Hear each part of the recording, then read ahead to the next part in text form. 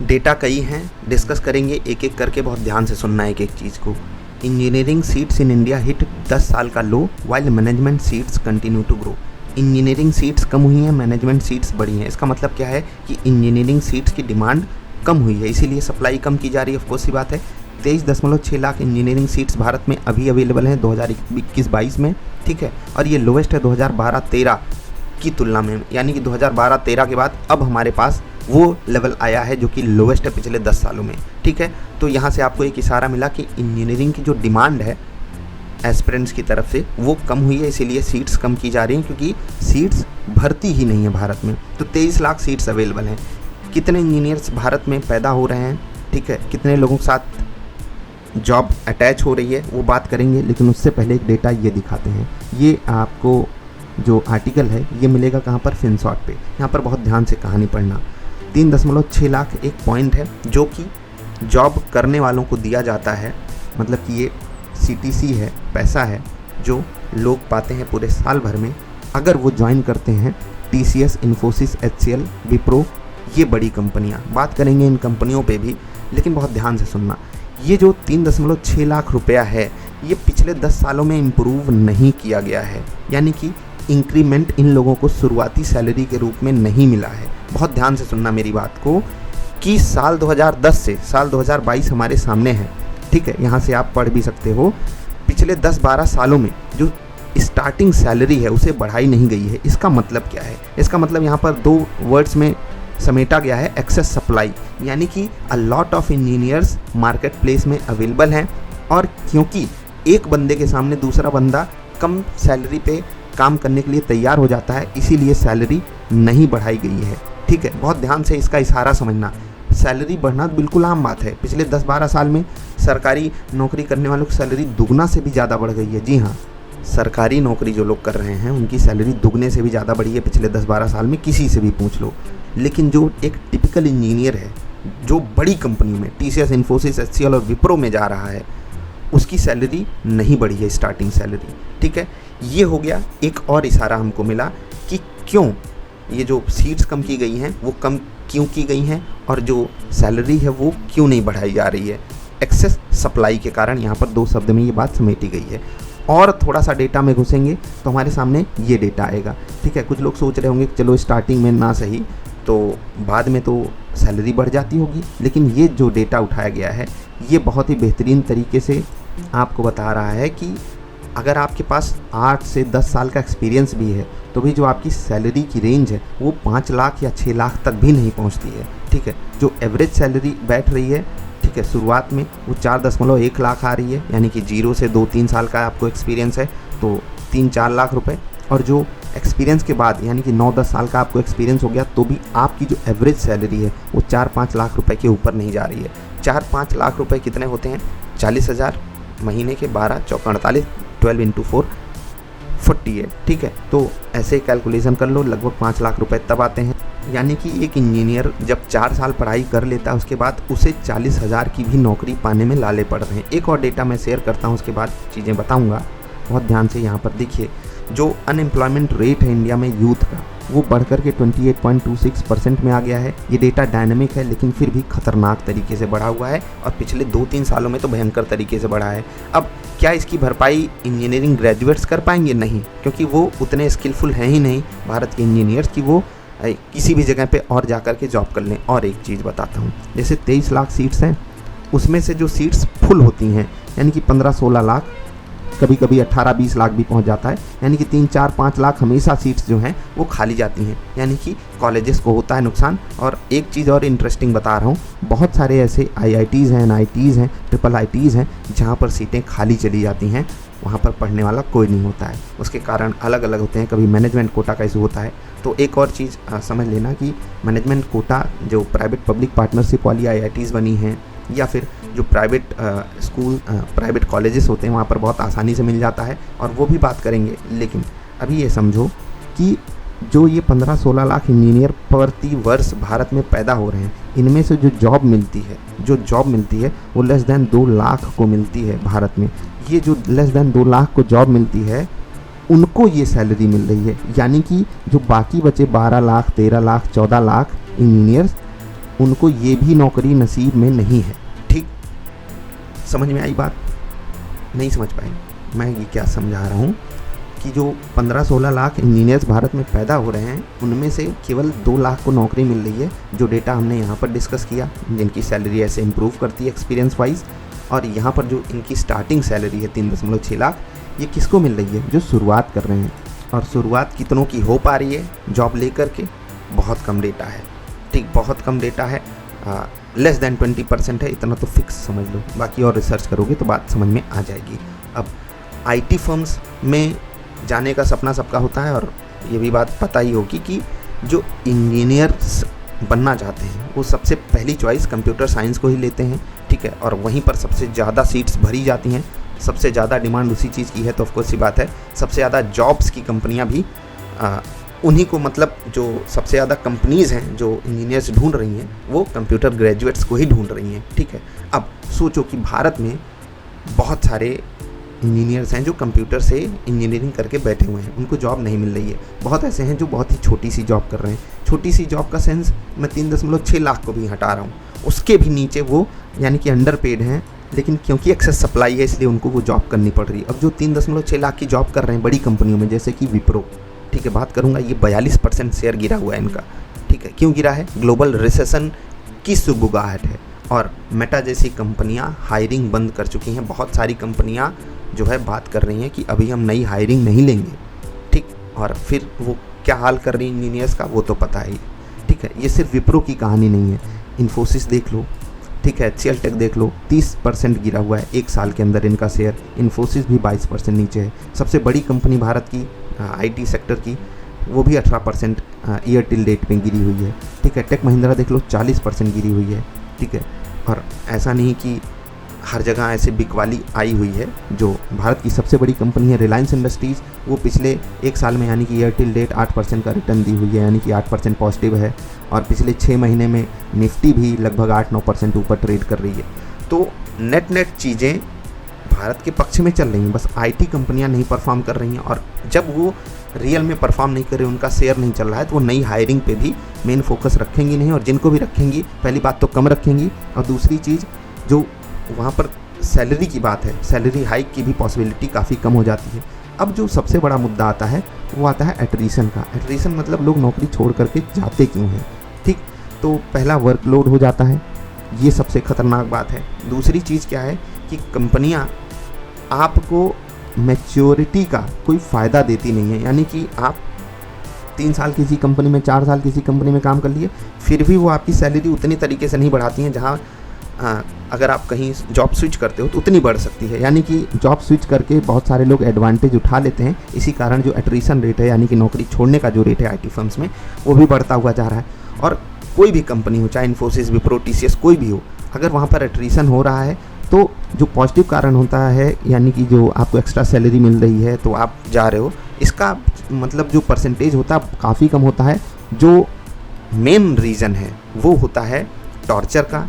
मैं टॉर्चर ही बोलता हूँ। अगर आपको काम में करने में तकलीफ़ आ रही है, वो आपकी सैलरी नहीं बढ़ा रहे हैं, ये एक तरीके का टॉर्चर ही है। और ये चीज़ें काफ़ी बड़े लेवल पे हैं।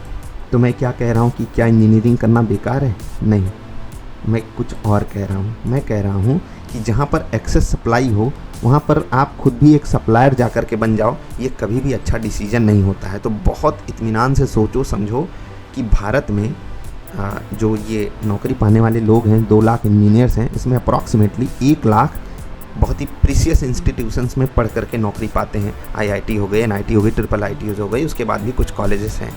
ठीक, उनको भी इंक्लूड करके ये सैलरी जो बताई गई है वो बताई गई है। उसके बाद जो लोग बचते हैं उनका क्या हाल होता है वो पता है। प्लस जो IIT का एग्ज़ाम होता है या जो भी कॉम्पिटिटिव एग्ज़ाम होता है, उसमें जो शुरू के 1% 2% बटर होते हैं, ठीक है, वही मेरे हिसाब से एक काबिल इंजीनियर बनने का दमखम रखते हैं, या यूँ कहो कि जो सिस्टम है वो उन्हीं को सही इंजीनियर बना सकता है। मैं ये नहीं कह रहा हूँ बिल्कुल भी कि जो उसके पीछे रह जाते हैं वो इंजीनियर बन ही नहीं सकते। मैं ये कह रहा हूँ कि भारत का सिस्टम ऐसा है कि जो टॉप के 1-2% लोग हैं जिनको रटन विद्या आती है, जो तरीके रट सकते हैं, जो सारी चीज़ें एज इट इज़ जा करके उतार सकते हैं, तेज़ी से दिमाग चला सकते हैं, ठीक है, उनको जो सिस्टम है अपना वो एक अच्छा इंजीनियर बना पाता है। और अच्छी बात है, अच्छा इंजीनियर मैं मानता हूँ कि कोई 3.6 लाख की नौकरी पा गया वो एक अच्छा इंजीनियर है।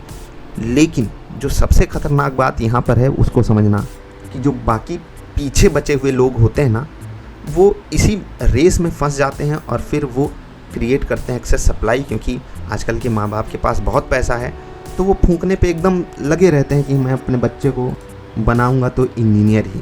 लेकिन क्या इसका एक अल्टरनेट ऑप्शन हो सकता है, तो उसी पे अब डिस्कशन करेंगे। ये डिस्कशन हो चुका जो हम लोग कर रहे थे, 2 वे कम्युनिकेशन होता तो ज़्यादा अच्छा रहता। ये वीडियो बहुत इंपॉर्टेंट रूप से बना रहा हूँ क्योंकि मीटिंग शेड्यूल नहीं किया, तो अच्छी बात है, अपनी अपनी चॉइस है।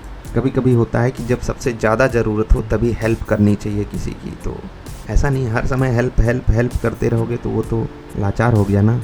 हर चीज़ के लिए सबको हेल्प नहीं कर देनी चाहिए, हर चीज़ के लिए ना हेल्प मांग लेनी चाहिए, कमज़ोरी नहीं मजबूती दिखानी चाहिए। खैर, अब बात करते हैं अल्टरनेट ऑप्शन क्या है।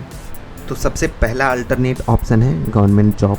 ठीक है, गवर्नमेंट जॉब 4 साल आप इंजीनियरिंग करते हो, 4 साल में अगर आप 4 घंटे भी दे सकते हो, this is more than enough for a government job. कोई भी, मतलब आप बैंक हो गया, एसएससी हो गया, रेलवे की अच्छी पोस्ट हो गई, स्टेट पब्लिक कमीशन की जो भी पोस्ट आती हैं उनका एग्ज़ाम निकालना बिल्कुल हलवा है अगर आप 4 साल 4 घंटे पढ़ लेते हो। लेकिन 4 साल 10 घंटे भी पढ़ करके आप एक वेल क्वालिफाइड इंजीनियर बन पाओ, इसके चांसेस काफ़ी कम हैं। ठीक है, तो ये हो गई पहली सबसे बेहतरीन चीज़ जो आप कर सकते हो। दूसरी चीज़ क्या है कि आप कोई एक स्किल को इम्प्रूव कर लो इन 4 सालों में।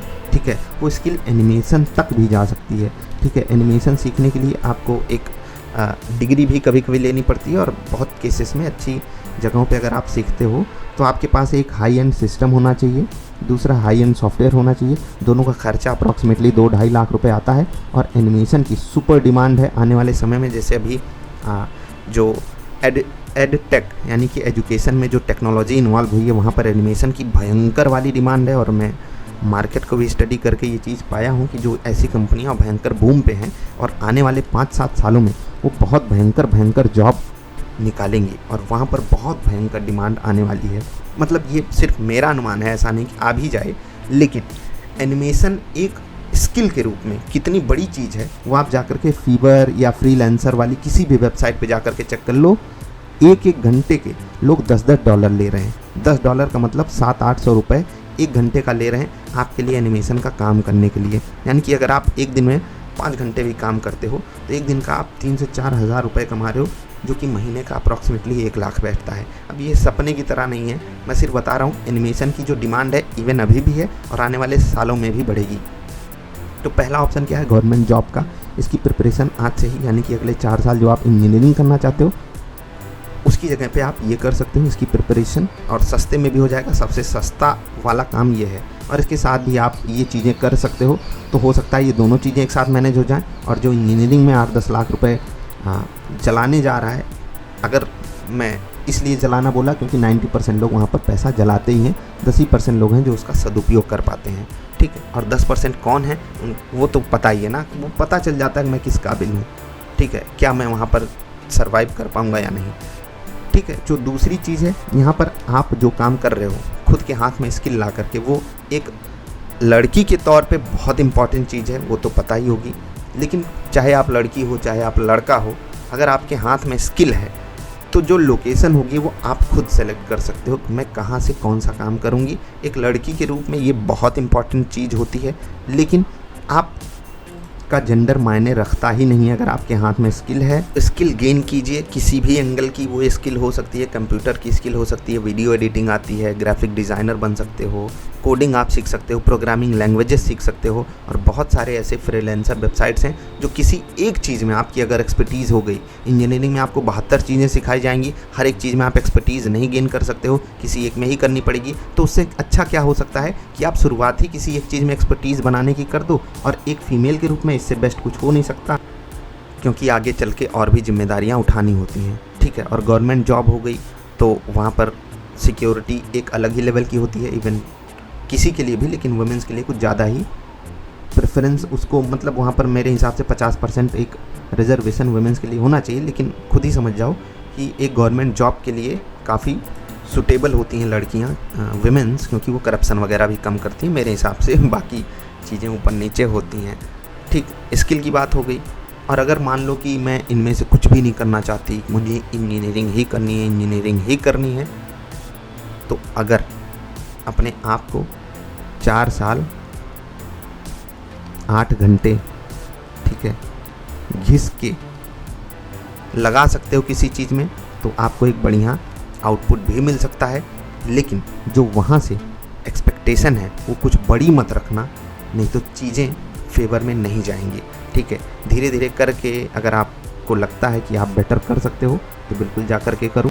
लेकिन according to my observation, you are not made for engineering. That's it, that's it, that's it. Animation में आप बेटर कर सकते हो, इवन कमाल कर सकते हो। एडिटिंग में आप बेटर कर सकते हो, इवन कमाल कर सकते हो। लेकिन इंजीनियरिंग में जहाँ तक मैंने ऑब्ज़र्व किया है, मैं बिल्कुल गलत होने के लिए तैयार हूँ, लेकिन मुझे जहाँ तक लगता है कि engineering is not made for you.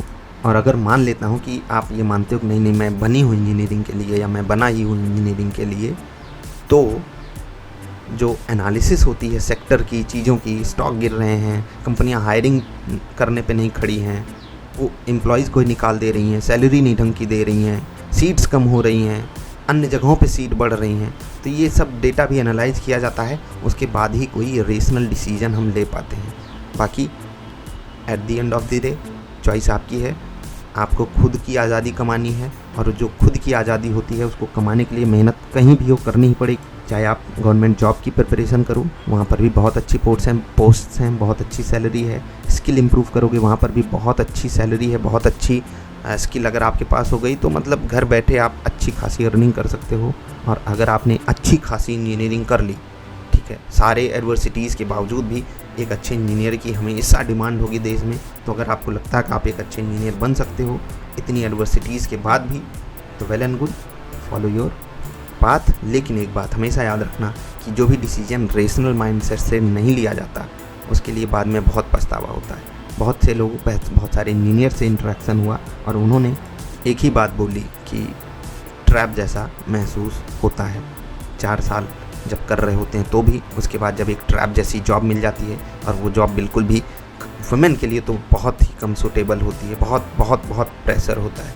और जो प्रेशर में है वो अपने बच्चों को कैसे डील करेगा, अपनी फैमिली को कैसे डील करेगा, सिचुएशन क्रिटिकल जैसी हो जाती है। इसीलिए जो परसेंटेज है वो भयंकर तरीके से गिरता है। आई होप कि ये जो कम्युनिकेशन था ये 2 वे होता, लेकिन 1 वे ही है। अच्छी बात है, कभी कभी चीज़ें बतानी ज़रूरी हो जाती हैं जिससे बाद में कोई पछतावा ना रहे कि मैंने सही वक्त पे सही चीज़ नहीं बताई थी। और जो सही हेल्प होती है वो हमेशा बड़ी होती है। छोटी मोटी हेल्प पहली बात तो मांगनी नहीं चाहिए, और दूसरी बात अगर ज़रूरत पड़ भी गई तो इतने मजबूत रहो कि खुद ही खुद की हेल्प कर सको। Bye bye.